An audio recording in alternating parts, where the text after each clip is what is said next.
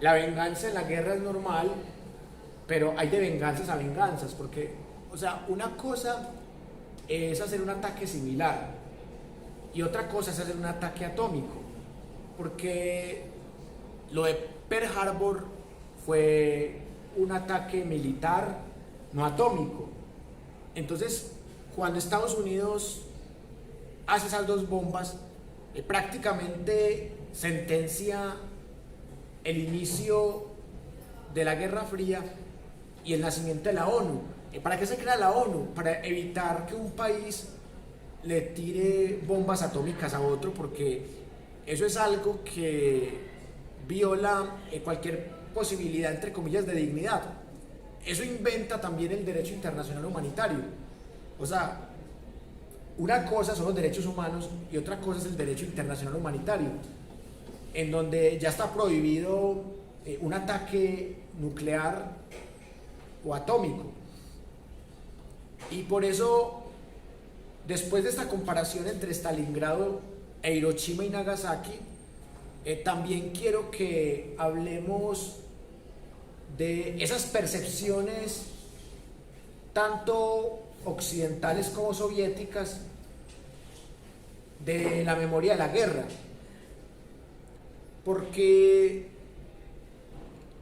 veíamos que el nieto de Truman decía, es que mi abuelo hizo lo correcto, mi abuelo quería salvar vidas, o sea, mi abuelo prefirió sacrificar 300.000 vidas que perder 1.000.000 de vidas. No se sabía si se iban a perder o no, pero entonces, él va a defender siempre a su abuelo y va a creer que su abuelo es un héroe, mientras que la gente sobreviviente o familiares de las víctimas de Hiroshima y Nagasaki van a ver a los gringos como unos imperialistas y tampoco van a recordar tanto lo de Pearl Harbor, van a recordar más lo del 6 y el 9 de agosto. Por eso, como ya escuchamos la visión de Winston Churchill y la visión de Nat Geo, ahora quiero que escuchemos las memorias del Ejército Rojo, o sea, cómo interpreta el ejército soviético estas secuelas de la Segunda Guerra Mundial, porque esto ayuda bastante a comprender ese otro imaginario que en Occidente... El austríaco Peter Sixel lleva más de 30 años reuniendo información sobre los ciudadanos soviéticos caídos en Austria durante la Segunda Guerra Mundial. Su trabajo es importante porque la falsificación de la historia de la guerra ha alcanzado unas dimensiones sin precedentes. Algunas páginas se reescriben, otras simplemente se eliminan.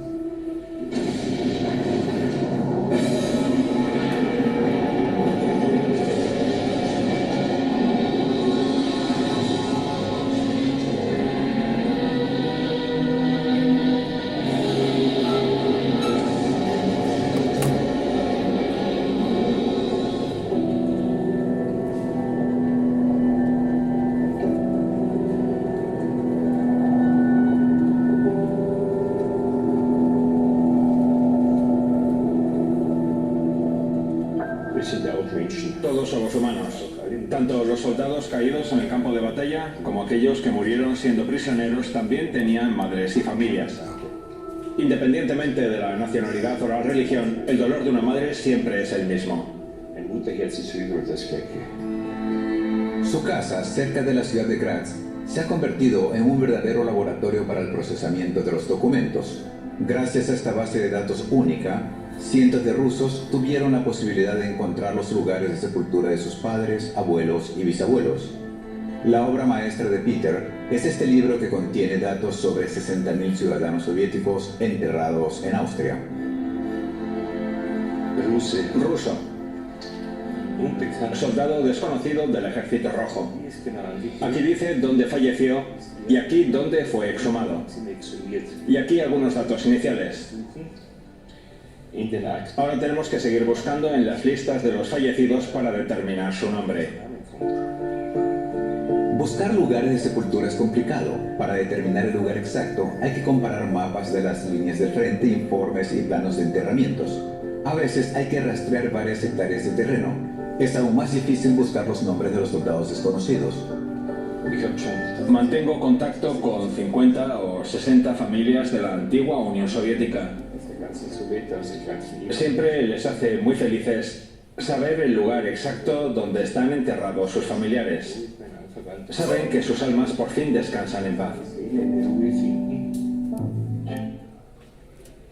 Esto acá es un poco extraño porque se supone que la Unión Soviética era atea, pero también había una herencia de la época zarista ortodoxa. Entonces, los que eran cristianos ortodoxos tenían que rezar al escondido, porque la Unión Soviética predicaba el ateísmo y también fueron asesinados algunos por ser cristianos. Pero es interesante el trabajo de este señor de buscar en Austria 60.000 cadáveres soviéticos y puede haber un sesgo ahí de nacionalidad.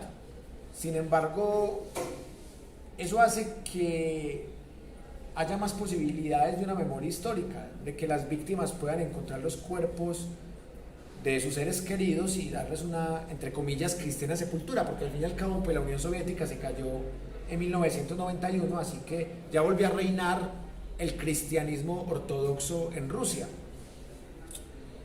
Y esto que se llama Memorias de la Guerra es lo que nos permite entender muchas cosas de las secuelas y sobre todo de las visiones que muchas veces están sesgadas por fanatismo, pero que otras veces también es una forma de homenajear a las víctimas que lamentablemente perdieron la vida en esta guerra. Quiero mostrarles otra reliquia que también es muy interesante para entender este tema de las víctimas, de los encuentros de víctimas. Y este tiene que ver mucho con el anterior. Constantemente trato de hacerme una idea de todo por lo que esta gente tuvo que pasar. Vengo al bosque solo, cierro los ojos y trato de oír las sirenas, las explosiones. Trato de empaparme de todo lo que hicieron. Trato de entender si habría podido vivir con algo así. Esos árboles que están filmando, imagínense un número igual de personas y cómo caen todos a la vez. Un segundo y ya no están. ¿Quién sabe si aquí mismo yace una persona, un soldado? ¿Quién sabe si no yace un soldado ahí? Voy a si los hay.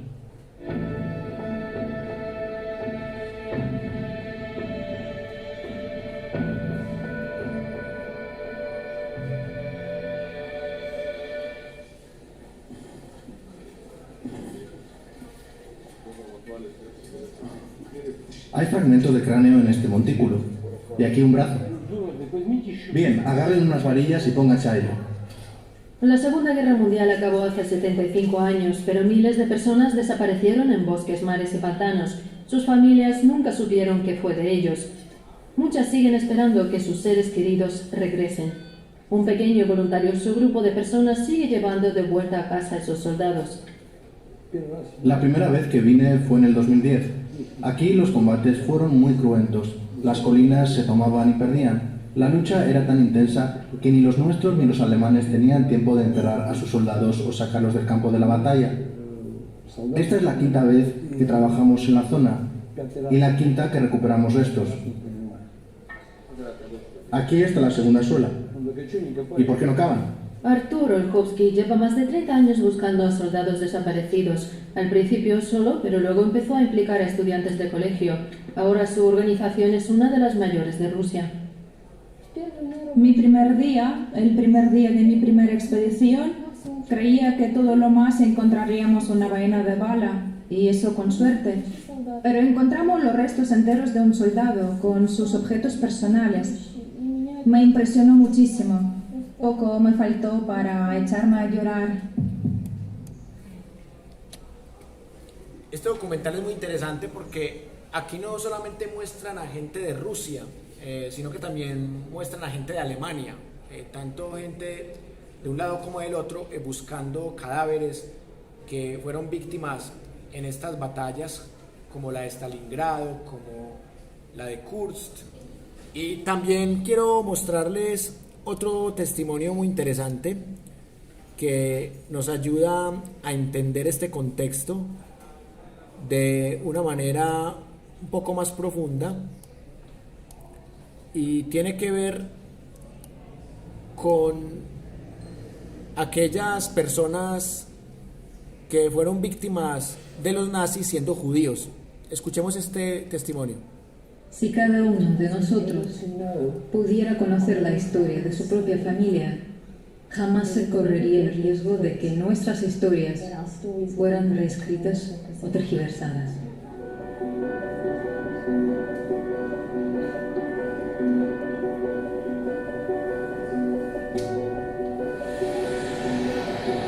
Papá y mamá, tengo la sensación de que pronto va a suceder algo. Están muriendo miles y miles de personas, pero tenemos que seguir teniendo coraje. Son las palabras que escribió Philip Slier el 13 de julio de 1942. Pronto iba a ser asesinado. Yo soy Paula Slier, él era mi tío segundo y he vuelto a su ciudad natal, Ámsterdam, para contar la historia de su muerte.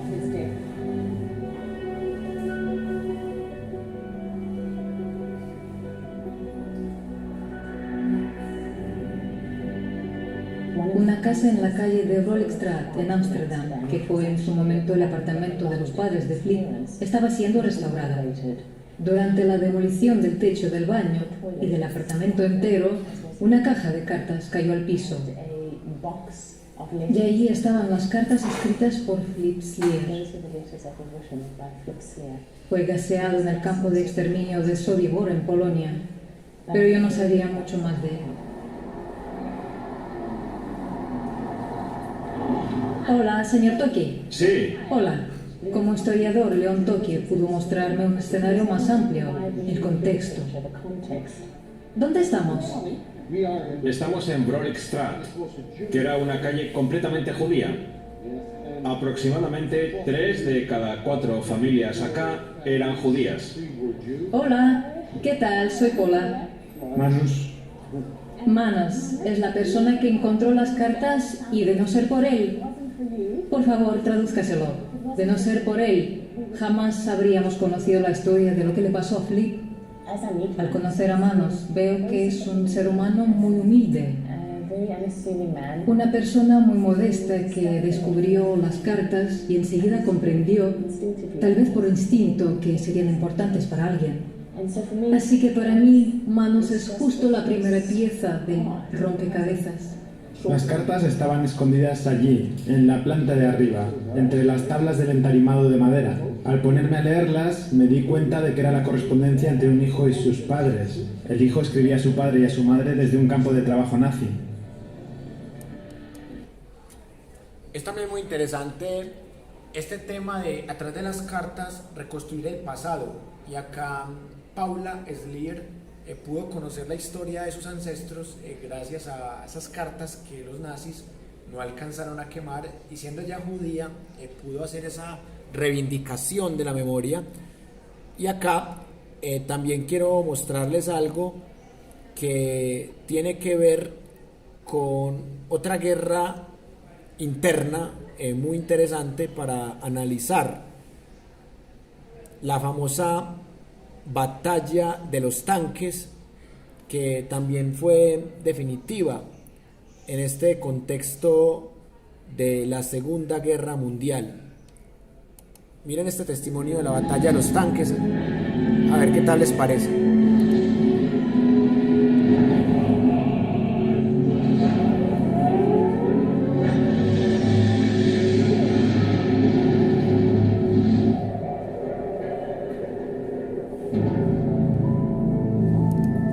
Analicen solamente este título, miren,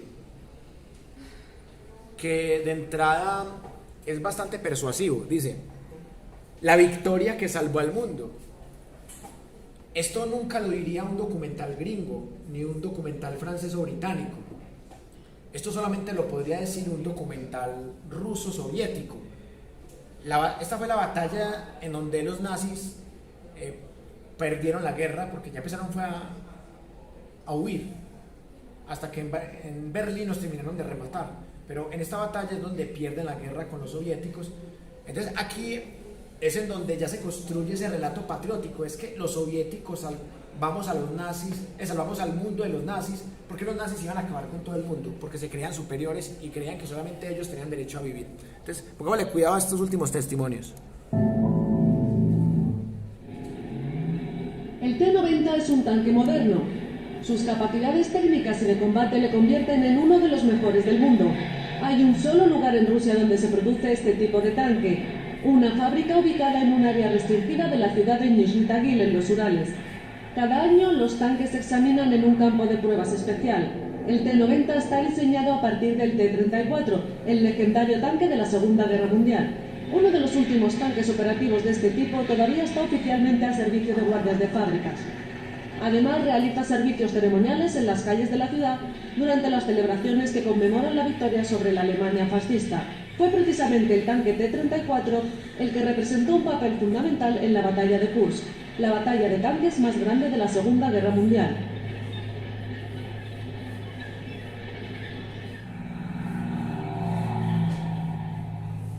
Cuando Winston Churchill resumió los resultados de la Segunda Guerra Mundial en una rueda de prensa en 1945, destacó 3 tipos de armas que habían demostrado el mejor desempeño durante la guerra: la artillería británica, el avión alemán Messerschmitt y el tanque ruso T-34.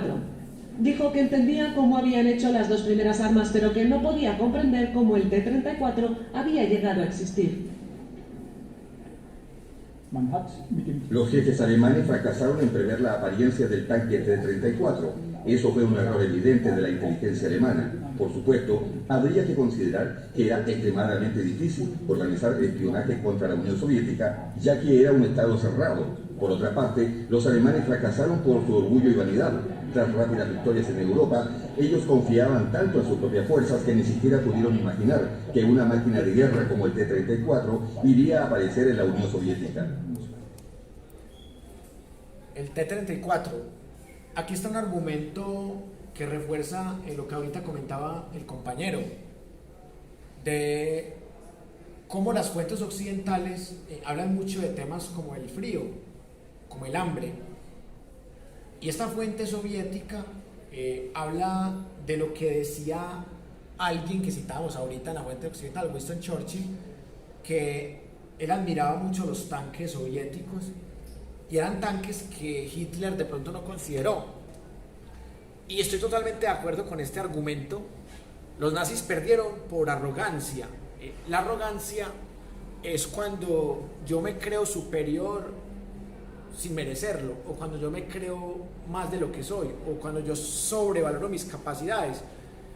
En el fútbol hemos visto muchos ejemplos de arrogancia, y cuando la arrogancia es castigada, pues la gente celebra. La gente que dice, a ese equipito le ganamos, y ese equipito termina ganando. Entonces, la arrogancia la ha pasado a varios equipos de fútbol, y los nazis pecaron por arrogancia. Como pudieron meterse a Francia y quedarse con la mitad de Francia, entonces estaban muy agrandados y creyeron que iban a ganarle a los soviéticos y a los gringos, y les salió el tiro por la culata. Por eso quiero que analicemos un último aspecto que tiene que ver con la propaganda nazi que condujo a que fueran tan arrogantes, y tiene que ver con la propaganda de Goebbels. Esa propaganda también les hizo creer lo que no era. Estaban totalmente alienados. Y miremos este último testimonio para que lleguemos a las conclusiones. El rey de las mentiras. Una mentira repetida 1000 veces se vuelve verdad. La persona que dijo estas palabras incluso demostró que eran ciertas. La mentira se convirtió en parte de sí mismo y del sistema al que servía. Su nombre era Joseph Goebbels. Era ministro de propaganda de la Alemania nazi. Aún siguen existiendo los mitos creados por él.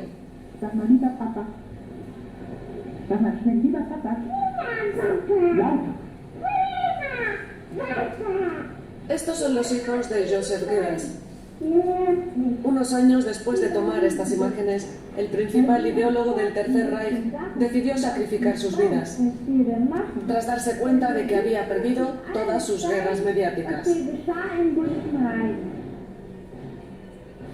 Del diario del Dr. Joseph Goebbels, 16 de junio de 1941. Si ganamos, nadie nos preguntará cómo lo hemos conseguido. Siendo esto así, somos ya responsables de tantas cosas que debemos ganar. De lo contrario, acabarán con nosotros y quedará destruido todo lo que tanto valoramos. Así que, a por ello.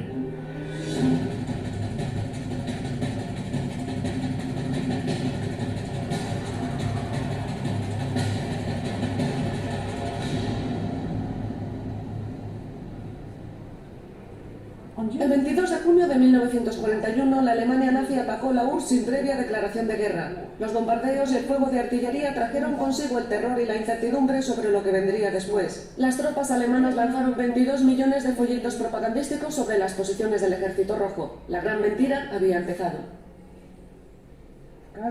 Cada cuerpo del ejército alemán tenía una compañía especial que se dedicaba a la emisión de folletos de propaganda y analizaba su eficacia interrogando a los prisioneros de guerra. Estas campañas de propaganda se llevaron a cabo hasta el final de la guerra.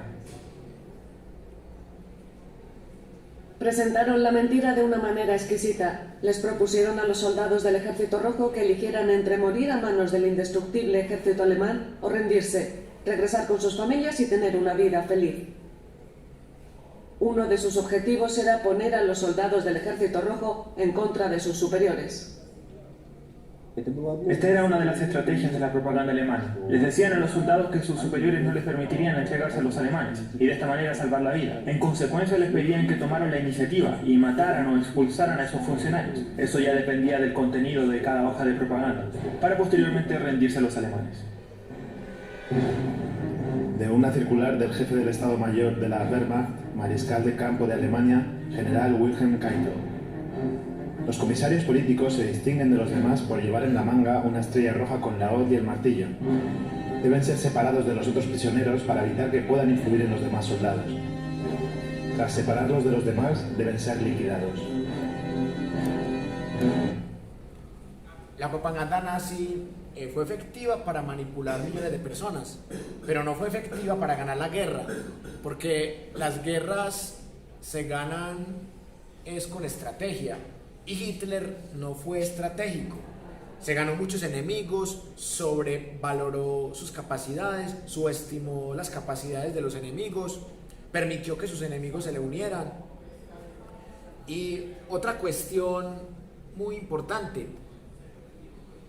confió mucho también en el aporte italiano de Mussolini, pero mire que los italianos terminan perdiendo en África con los aliados, después los partisanos terminan liquidando a Mussolini, entonces ya quedan solamente Japón y Alemania, contra la Unión Soviética, que eran 15 repúblicas, contra Estados Unidos, contra lo poquito que quedaba de Francia, y todavía había algo del Imperio Británico y sus colonias, entonces era muy difícil que los del eje pudieran ganarle la guerra a los aliados.